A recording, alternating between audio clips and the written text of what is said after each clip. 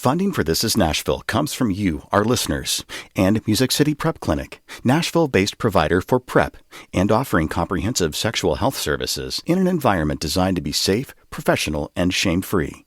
Learn more at musiccityprep.org. I'm Khalil Colonna, and this is Nashville.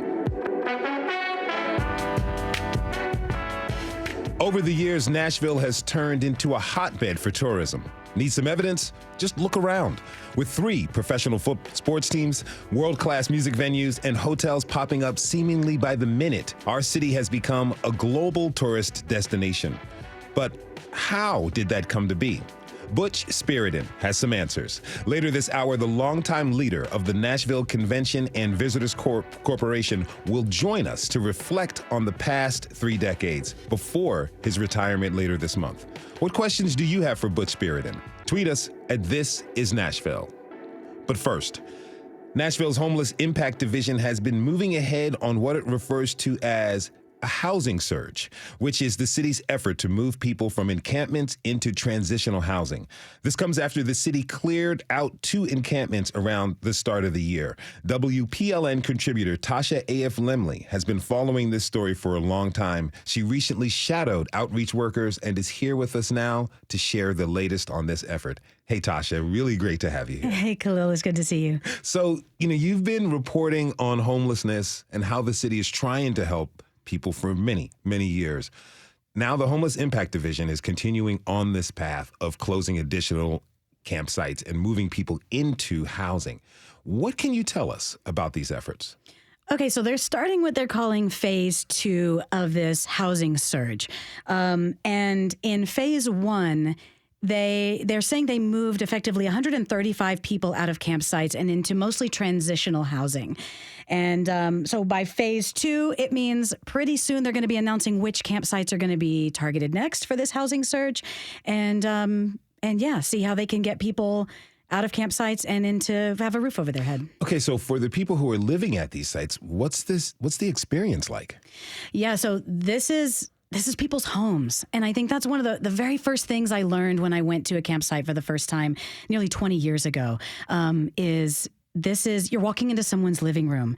And so they're tight communities. There's investment. There's financial and emotional investment in these spaces. And so outreach workers that come in, they're trying to understand, where someone's coming from and also be encouraging them to leave. You're being moved out of your home. I imagine establishing trust is really hard. It is hard. And it can be a really long process to get someone where they'll even talk to you for the first time, much less talk about making some major changes. Thinking about that difficulty with trust, it's got to be especially hard if someone feels that Metro or other groups haven't really followed through in the past. What were the campers saying to you when the camp out in Madison? Yeah, so this was a really short visit at a really small camp. And I think we saw maybe about 4 people. And there's one woman that spoke to us. She has been unhoused off and on for about 10 years. And she was expressing she's interacted with a lot of people and a lot of organizations over those times and doesn't feel like she's been helped. I think we have a clip about that. People and organizations say that they're going to help, but they don't. They come in and you never see them again. And people, they judge you out here when you're out here. They automatically assume that you're on drugs or you're an alcoholic or you're a prostitute. And that's not true. So no matter where you go, for me, I just keep getting thrown out like trash. So she only spoke to reporters for about 2 minutes and then felt like she couldn't keep going on. So this was a really emotional process for her. And we'll get into this in a second, but kind of a surprise visit that day. Yeah, it really hit me when she said that she felt like she was thrown out like trash. That's really heart-wrenching. It sounds like a tough moment. What was it like? Tell me, what was it like for you going out there with these officials and these journalists to meet these folks? So I'm going to be honest, this was a really uncomfortable visit. Like I mentioned, I've been visiting campsites off and on for about 20 years, and many of those visits involve hearing people's stories, recording people's stories, photographing people, and learning about their lives. And in this case, there were 17 of us entering a campsite with no advance notice, most of whom were reporters. And I want to say, I'm a very short person. I've got a little recorder in my headphones and my mic. That's one thing. Our television reporters that have to go in, they have to go in with large tripods. Those cameras that you see, that take an entire person just to manage this one camera. So there is a tremendous amount of people walking into someone's living room. And Metro told me they didn't have time to, let people know that they were coming, that they'd made a quick decision the night before about who, which campsite was going to be visited for this, for this visit. And they didn't have advance notice. And so this was a really uncomfortable visit. Yeah, usually when I've gone in to do stories, I go in with an outreach worker who's already made an intimate relationship, already asked someone, hey, I've got this person. They'd like to hear your story. They're working on this or that. How do you feel about it? Or if we go in unannounced, it's just the two of us and I'm with someone who's already built relationships at that campsite, or I'm at a place that I've already built relationships. And so this was much different. I think I do understand that Metro wanted the public to be able to see what do these campsite assessments, is what we were doing, look like, and wanted them to see and hear the voices of people who are living there. I wish they had time to let them know before. I understand, because what you're saying is you almost felt like you've been doing this for such a long time, but you almost felt like an intruder going into these spaces. There was one time I was kind of hiding by a tree that I was a little rattled and felt very uncomfortable for the people that we were coming in on. As you told us, you've spent a lot of time really getting to know people in these circumstances, and you've met folks who've seemed stuck. You also seen people successfully overcome this over time, finally transition into housing. Tell me, for those who don't want to leave a camp, what's this experience like for them? Oh my gosh. I mean, it's just, Khalil, like if you imagine if someone came and asked you to leave your house, it's the same. And in some ways you can imagine it's even tougher because I'm going to make an assumption. You have a bank account, you've got an ID, and we may be talking to people that don't have other options other than what the person in front of them is offering. And, really, really scary, angering, paralyzing, hopeful. Some people are really excited, like, oh my gosh, someone's finally listening to me. Here we go. And so as you can imagine, all these different emotions. But one place that comes to mind is Brookmead Park, that we had a lot of people there that is part of this phase 1 that we mentioned earlier, housing surge. And so a lot of people got moved out of there. And, I saw reactions, the whole rainbow of emotions from, get me out of here, let's go, to one woman comes to mind. Her name is Kiana. And there were just a couple of women living independently who were some of the final holdouts at Brookmead. Dozens of people had already left, and just a couple women remain. And I think we have a clip from Kiana who really didn't want to leave her home. Let's listen. A lot of us are broken, for different reasons, maybe shunned by their family or just,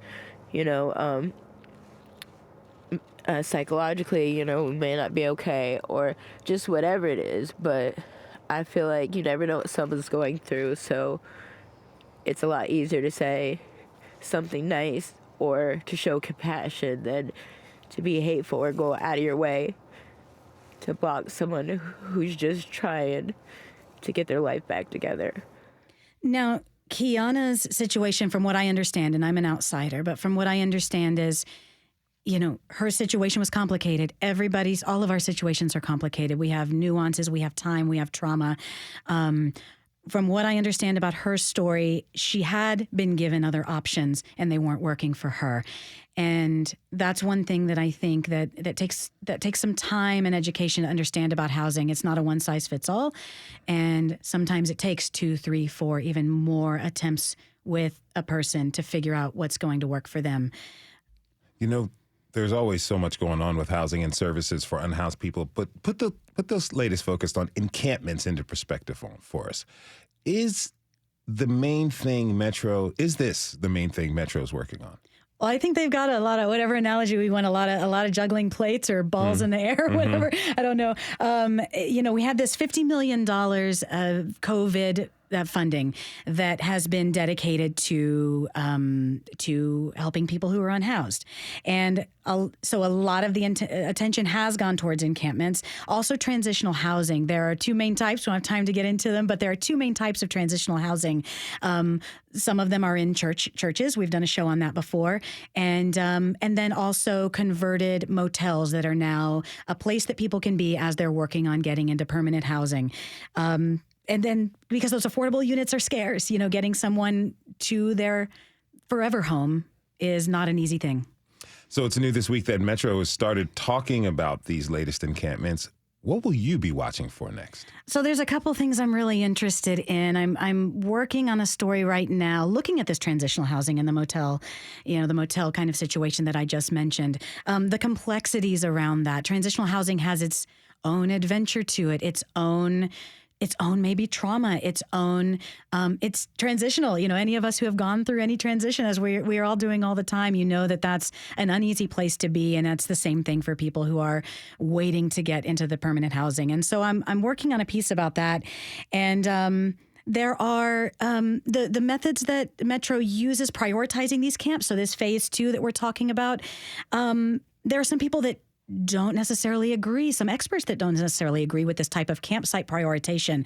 There might be some unintended racial bias. There may be some other things that come into play. And as you can maybe imagine, it sounds like it might be healthier to take someone directly from a campsite into the housing that is very scarce, the permanent housing. So those are some of the things I want to look at. What are people saying are the healthiest? What are people who are going through it? What are they experiencing? And how this drawn out path to permanent housing is tough, because when we're in transitional housing, we like to think that's only going to be a few weeks or a couple months. Some of the people I'm talking to have been in transitional housing for a year, 15 months, wow, maybe even longer. And so that's kind of what I want to look at.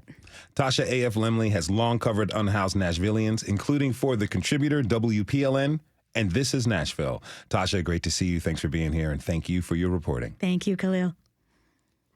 We have to take a short break. When we come back, Butch Spyridon will join us to reflect on his 3 decades at the helm of the Nashville Convention and Visitors Corporation. We'll talk about the Titan Stadium deal and the Music City rebrand and so much more. What questions do you have for Butch Spyridon? Tweet us at This is Nashville. We'll be right back.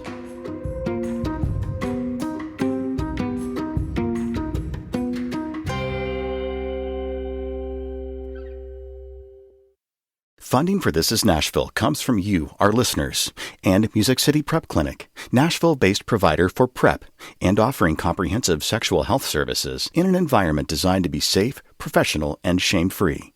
Learn more at musiccityprep.org. I'm Khalil A. Colonna, and this is Nashville. You may have heard us refer to Nashville as the It City. We've done a whole episode on it after all, but it wasn't just that New York Times designation 10 years ago that catapulted Nashville into a tourist destination. Behind a lot of this growth is Butch Spyridon. For 32 years, he's been the CEO and president of the Nashville Convention and Visitors Corporation. During that time, Nashville gained 3 professional sports teams, a stadium and an arena, and a convention center, and so much more. He's even behind leaning into the nickname Music City as a brand. And now he's stepping down. But before he does, he's here in studio to reflect with us on his tenure. Butch Spyridon, thanks for being here, and welcome to This is Nashville. Well, thanks for having me. Anything that's tied to Nashville, I love. So thanks for doing this show every day. Oh, yes, sir. We love doing it. Let me say to you, congratulations on your retirement. Let me ask you this. As you prepare to leave, how are you feeling? Some people have asked, is it bittersweet? Yeah. Am I ready? No. But my decision, wanted to build back after COVID, wanted to leave it in good shape. But also, 32 years here and 12 years before that in 2 other cities. So 44 years, and I don't have an off button. Mm-hmm. So it's 24/7, 365, even on vacation, which I rarely take. I work. And so stepping back would be an adjustment, but it feels right. Are you excited about this adjustment of stepping back? Yeah, I am. I've thought about it for a long time, talked about it with our board for a long time. I'm going to consult some with Nashville, so I have a net under me, so I don't just step off the cliff into the abyss without knowing where I'm going. And I hope I pick up a few maybe consulting jobs around the country that just enough to keep me busy and challenge me a little bit, because I'm a impatient, go for the brass ring kind of person. So I know I just can't stop cold, but I also made sure I have a boat to go do some fishing and I understand. Change your scenery. Look, after your tenure here, I'm sure you won't have any problem finding other work in different parts of the country. Now, you were a big part of the Titans coming to Nashville many years ago, and now we're getting a new stadium. It's a $2 billion deal. It's pretty major for our city. Significant as hell. And the NFL in itself. Why did you support it? The second time? Yes, sir. Well, it's kind of funny. People would go, oh, of course, you just want whatever. Well, partly, I've always wanted to chase a Super Bowl. I always thought Nashville deserved it. So we needed to do something with the stadium regardless. And to get something that could at least get us one was the professional side. But the personal side was the city at a minimum owes $60 million on bonds and outstanding debt for repairs and improvements. So we're sitting on $60 million that out of the general fund that they have to pay. Then there's the obligation for some sort of renovation to keep it in first class. So whatever the number is, then the arguments abound. But on the lowest end, it's probably $500 million. And on the highest end, might be close to $2 billion. So let's take the low end, $500 million, add $60 million to that. That's sitting there on the general fund that city has an obligation. So getting it off the general fund was important to me. Let Nashville's taxpayer funds fund the things the city needs. And that may sound weird coming from me, but that was important. Then there is we're generating zero property tax. So in addition to relieving the general fund, we have the ability to develop 100 acres and collect sales tax and property tax for the city. So the city gets that benefit. And then lastly, I grew up on the water. I am a water person, and all the failed attempts of developing the waterfront are frustrating. And I think this almost, or as much as possible, guarantees it. So we develop our greatest asset, which is untapped. We relieve the general fund, and then we get a facility that can generate some huge events and some big opportunities for Nashville. Okay, those are reasons why you support it. Let me ask you, did you have any issues with the deal? I probably had issues with the conversation because I didn't feel it was as fair as it needed to be. And typical, I dealt with it with the arena and the convention center. Opponents find arguments, and they can keep changing their arguments. And proponents, you put your plan out, and if your plan's good, you got to stick with it.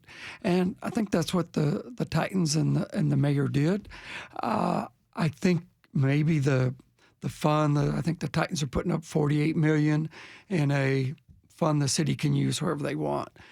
So I think it got improved along the way, but I didn't really have any issues because it's revenue bonds and it relieves the general fund. So we put the responsibility on our own backs. Now, a lot of people, a lot of residents had very big issues with this deal. We did a couple episodes about it here. What would you like to say to them? Well, I don't think, and it's hard to explain a $2 billion deal in short sound bites. Very true. To the community. It's just hard.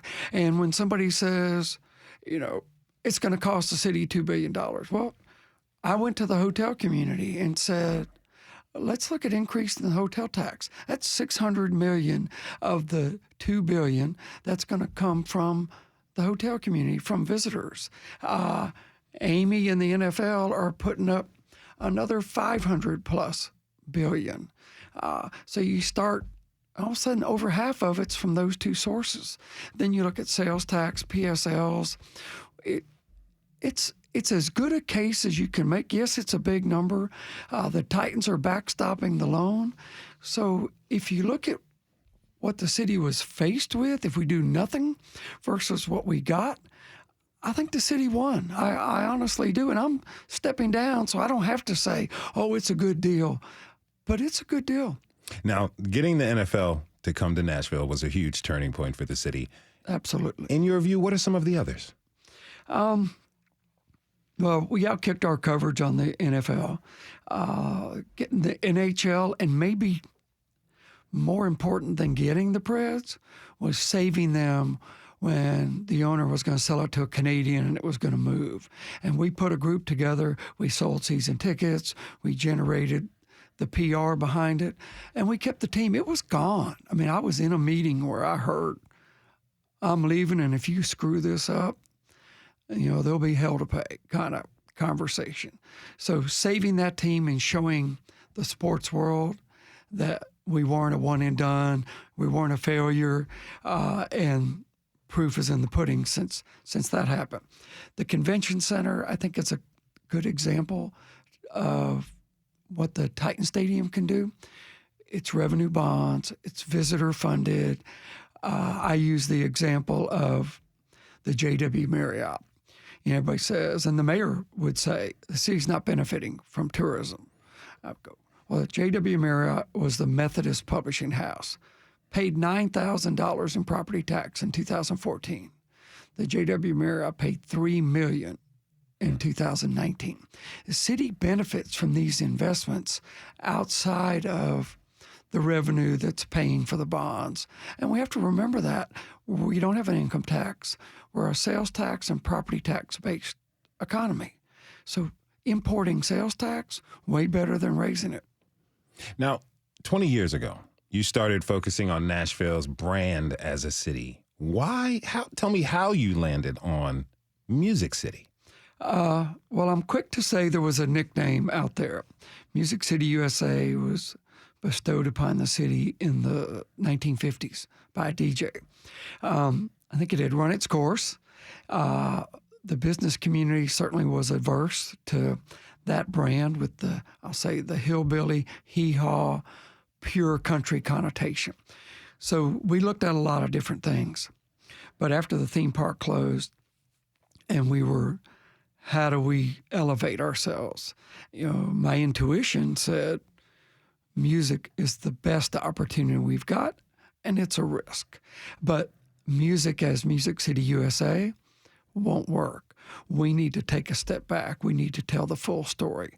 Start with the Fish Jubilee Singers, hit the founding of the Opry in the 1920s, Night Train to Nashville, the legends of rock that have lived or moved here or written or recorded here, and the other genres, gospel, Americana, bluegrass, barbershop quartet.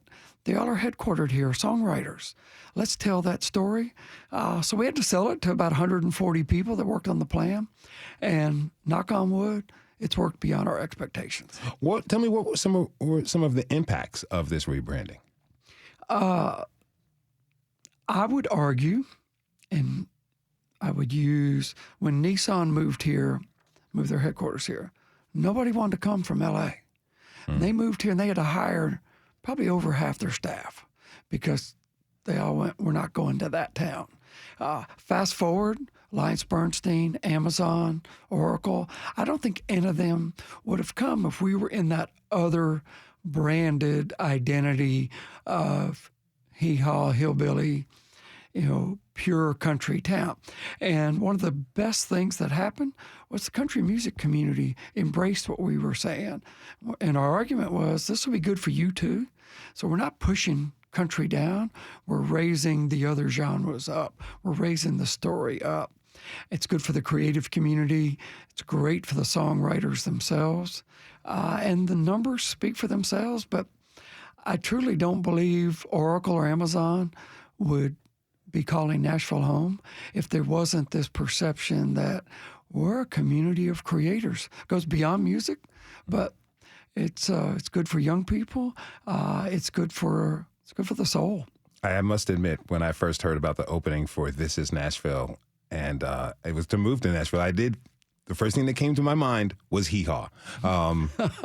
But fortunately, I came to visit, and I learned it's much different than that. Now, if you're just tuning in, this is Nashville, and I'm your host, Khalil Ekolona. We're talking this hour with the outgoing head of the Nashville Convention and Visitors Corporation, Butch Spyridon. Tweet us your questions at This Is Nashville. Now, Butch, the tourism industry has exploded in the last 20 years here. And let's be honest, some people love it, some others loathe it. Oh, absolutely. I fall into that category.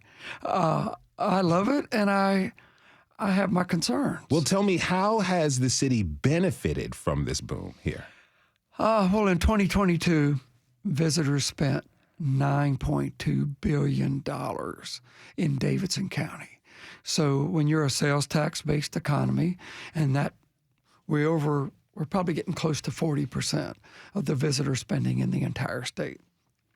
So it's property tax, it's sales tax, it's 70,000 jobs.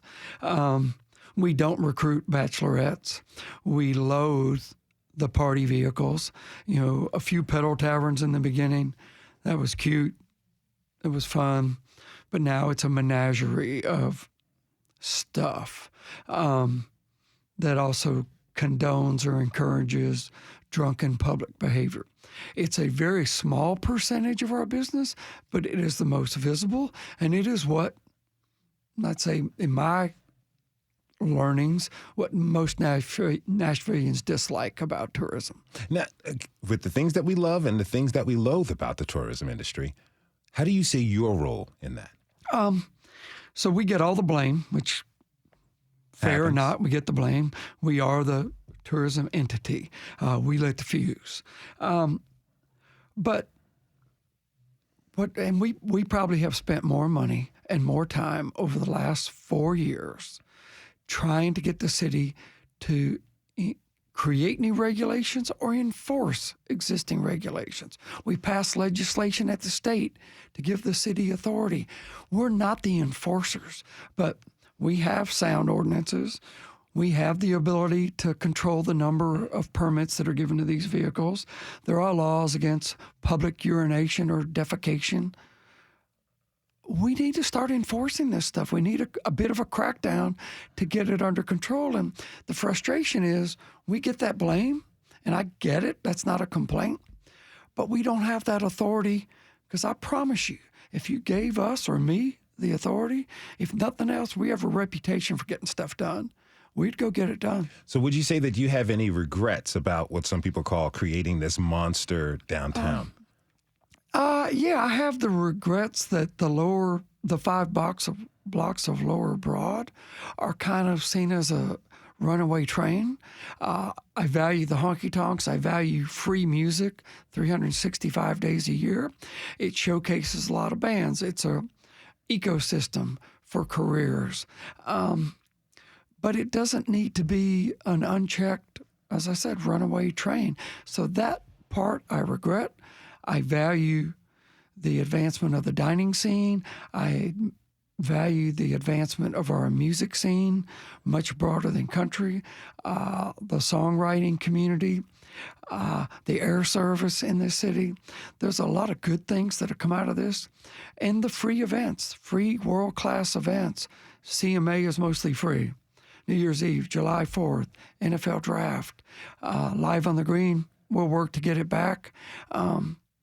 Musician's Corner.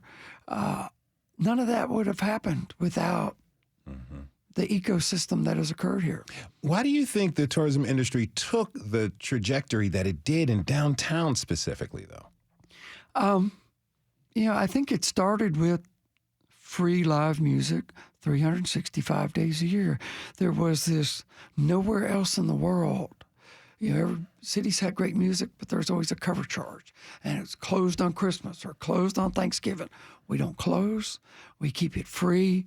And for better or worse, I feel like COVID put it on steroids. All of a sudden people went, wait a minute, it's still open. And they came and they've never stopped coming. Now, So we have a responsibility to rein it in a bit. and it's been profitable for the city. Hearing about the billions of dollars that come into the city, that's very impressive. But some would argue that this tourism money has not really trickled down to all Nashvillians. What can be done to help the folks who live here, feel and see the financial boom that tourism brings? There is a definite misnomer to that point. And Mayor Cooper, for the first couple of years of his administration, would say Nashville doesn't benefit from tourism. And I finally went, Mayor, I got to disagree. And I used the property tax story of Sobro was industrial, surface parking lots, an eyesore, strip clubs, Greyhound bus station. Now it is property tax generating, valuable real estate that puts people to work and puts money in the city's coffer. And then there's the side where we have to go to the state and ask for money. The state benefits strictly on sales tax, or mostly. So generating that sales tax, now what I would say, we don't get enough of that back. We don't get our share back from the state. But that also comes with building a relationship with the state. So the money is there. The opportunities are there. And if this industry went away, maybe this is the best answer to your question. Every household in Nashville would have to come up with an extra $2,000 a year in some form of property or sales tax. So that's what we save Nashvillians. Then I believe Nashvillians get some pretty nice world-class benefits. Now, a few weeks ago, I was having a conversation with a friend who is a native Nashvillian, and they said that Nashville is, quote, diversely segregated, meaning that there's a growing number of diverse communities in the city, but for the most part, they are segregated from each other. You were a founding board member of the National Museum of African American Music, and you helped give the Fisk Jubilee Singers credit for the city's nickname, Music City. What's the potential for Nashville to become a truly diverse city rather than cosmetically? Well, we need to keep going on that path, first of all. I think if people dug deep on both my career here and our organization's evolution, we work on that every day. We have a chief diversity officer who's out in the community. How can we help you? If it might be marketing, it might be sponsorship, it might be awareness in general. And also about bringing disjointed entities together. I think one of my fondest memories is bringing the head of the LGBT chamber, said, you need to meet the governor's chief of staff. And I brought them to lunch, and they both went, how do we not know each other? We need to do this more often. Yeah, we should have helped you on that. You took the wall down. So getting to know each other makes a big difference. It's never going to end. The fight and the job is never going to go away. But being intentional about it, I think, is how you get there. I feel like we've actually done a pretty good job on that. Anything we know about it, anytime we can find a way to help, we do that. The Club Baron on Jefferson Street is an example. Maybe one of our weaknesses in that is we don't go around tooting our own horn about it. We go help, and we hope maybe word of mouth, but just the evolution, they'll pay it forward. North Nashville is a great example, and you mentioned the museum. I was the only original board member still standing when it opened. That it shouldn't have taken 22 years, and I shouldn't have been the only board member still around. It goes to speak to your dedication. Let's take a short break. When we come back, we'll continue our conversation with tourism executive Butch Spyridon, who's set to retire after 3 decades from the Nashville Convention and Visitors Corporation. You can join the conversation by tweeting us at This Is Nashville. We'll be right back.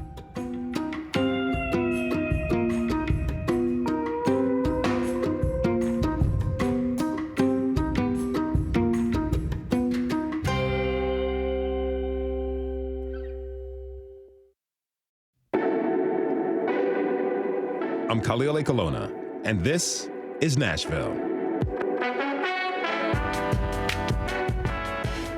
I've been talking with Butch Spyridon, the head of the Nashville Convention and Visitors Corporation, who will be stepping down from his position at the end of the month.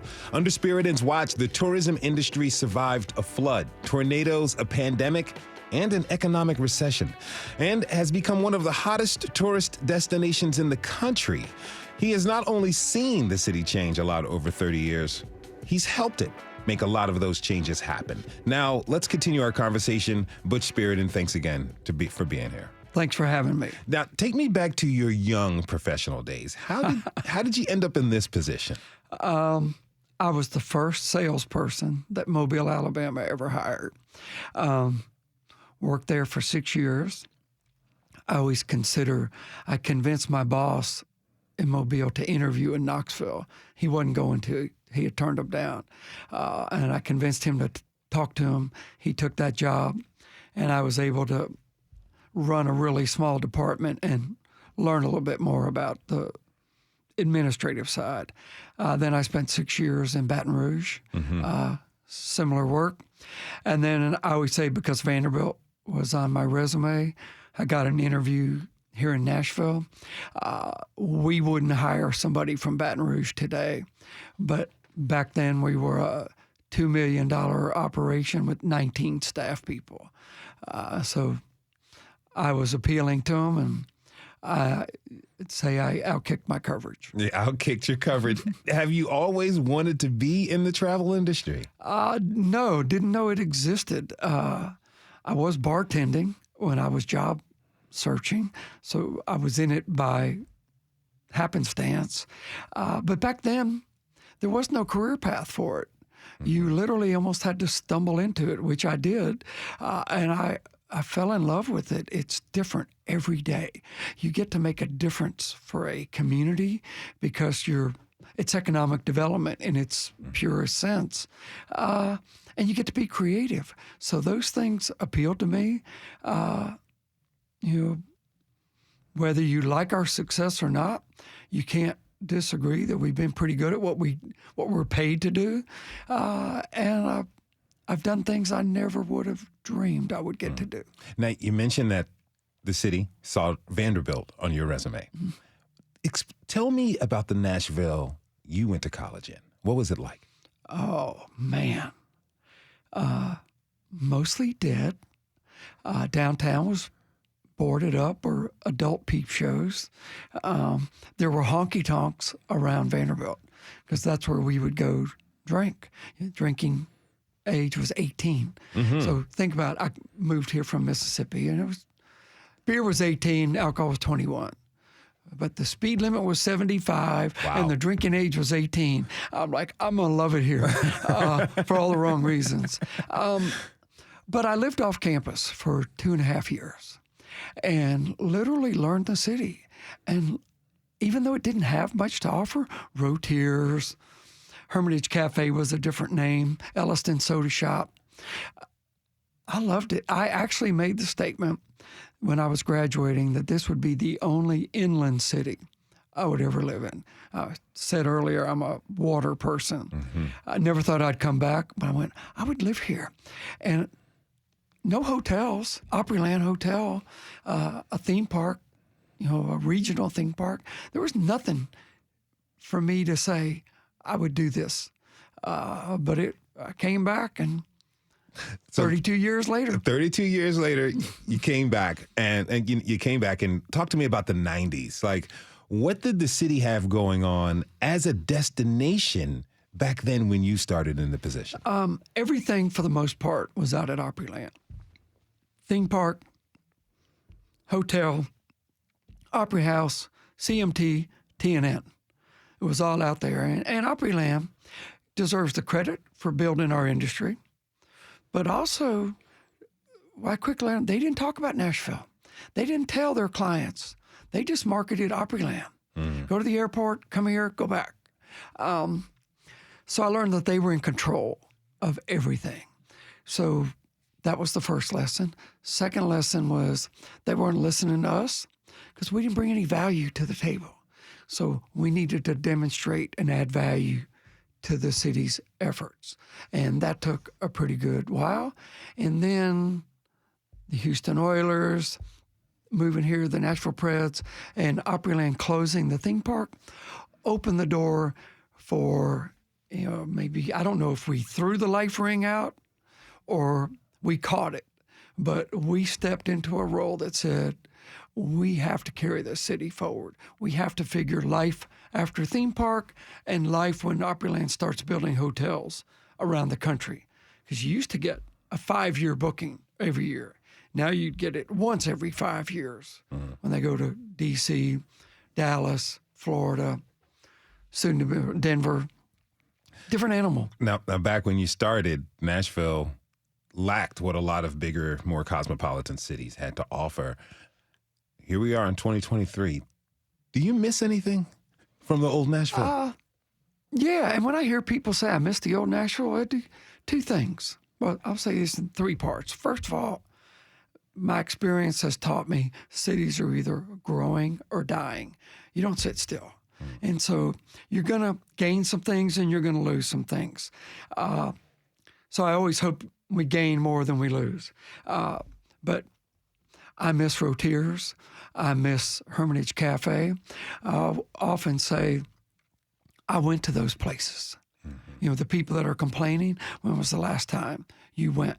So my first comment is, if you're listening, go frequent those institutions that you love, because there's no guarantee they'll be here in 1, 5, or 10 years. Change is inevitable. But I miss some of the quaintness, and I miss the easiness to get around.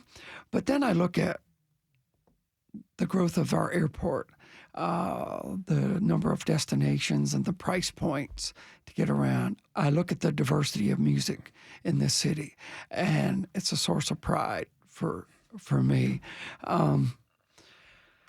And then at election time, we got to elect people that want to manage our growth and take care of those things that we all like and find ways, because there's always a way to do it. Nashville's not going to look the same way in 5 years that it looks today. We got a tweet right here from an account called The Nashvillian. While many people in Nashville, including myself, have benefited financially from Butch Spyridon's efforts, his work has been a double-edged sword. The growth he has promoted hasn't raised all boats. What does Butch think about the problems created by our growth?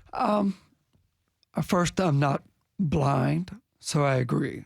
The growth has created problems. One of my first comments when I talk about this is we're not alone right now, not just in the United States, but globally.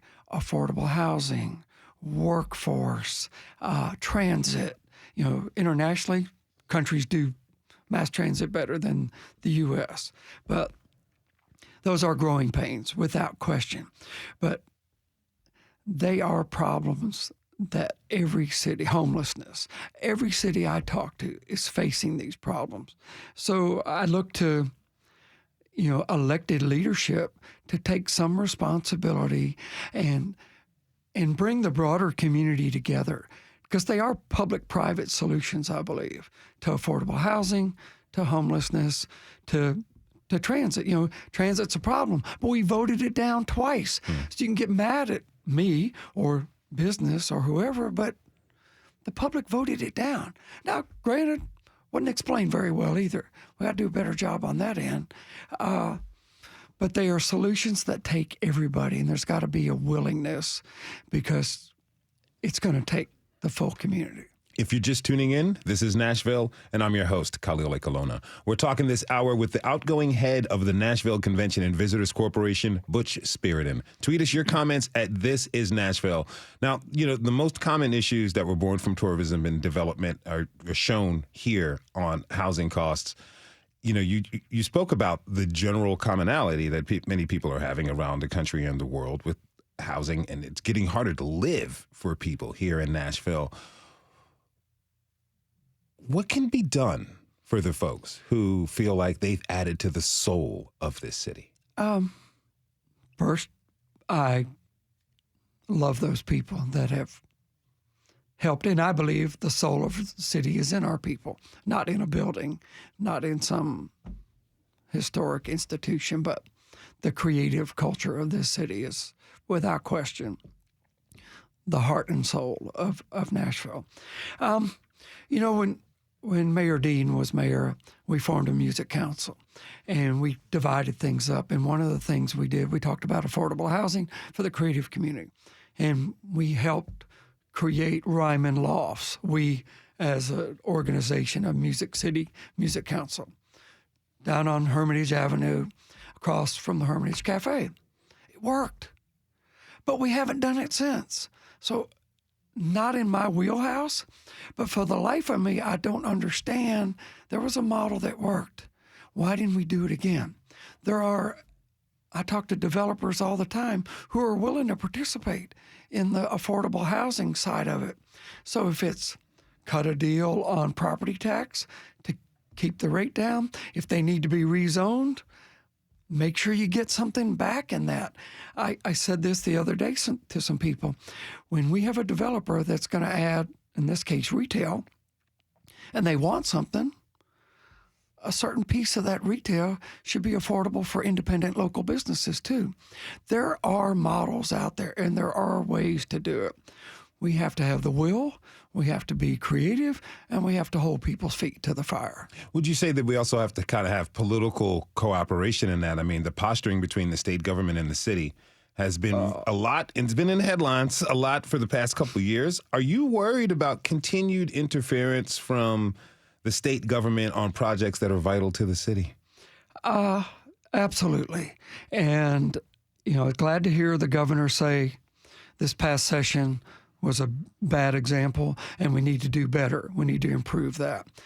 We've been a small group of really not even like-minded business people, just business people, been meeting one-on-one with the candidates. And to a person of our group, every candidate has heard, what are you going to do to rebuild that relationship? You don't have to like the state. You don't have to agree with them. But they make the rules, and they have the money.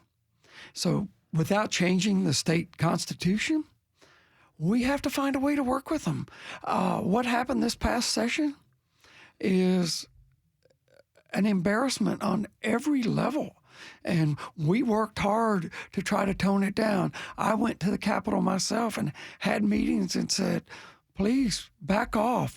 Take your pound of flesh somewhere, but don't destroy. We're the cash cow for the state. So it's incumbent upon the new mayor to step forward and help rebuild that. And we have to hold the olive branch because they have the rules and they have the money. We're about to elect a new mayor in a couple months. What do you think the city needs in whomever takes the mayoralship? A consensus builder.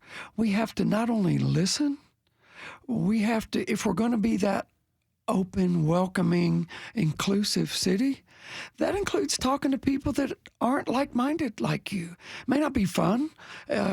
It's way more unpleasant, but we all want to see this city and this state thrive, prosper. That requires common ground.